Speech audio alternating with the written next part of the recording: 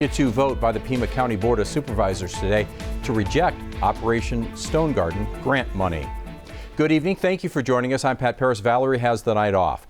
The Operation Stonegarden federal grant money goes towards things like overtime, mileage, and equipment used for immigration enforcement. 9 on your side's Brian Brennan was at the meeting today. Brian, the sheriff tried to make a case to keep the funding going, but the majority of supervisors voted it down.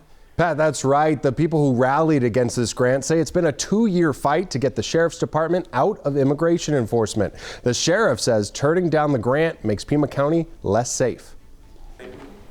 Sheriff Mark Napier tried to make his case at the podium, but Pima County Supervisors Elias, Bronson, and Valadez were in the majority, shooting down federal grant money from Operation Stonegarden.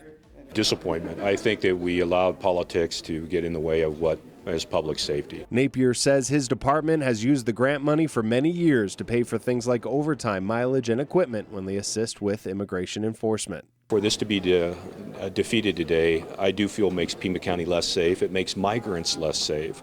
And this is bad public policy. We've accepted this grant for more than a decade on the consent agenda. Nothing about this has changed. Motion fails.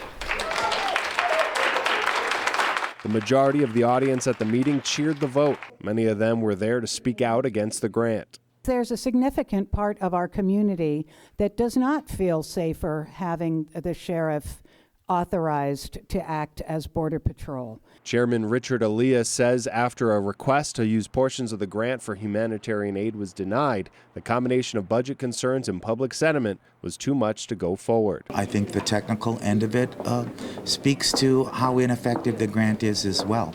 So it's a bad combination of things and a storm that was created surrounding it that is not good for our community. Napier says he'll be asking supervisors to come up with some of the funding he lost today.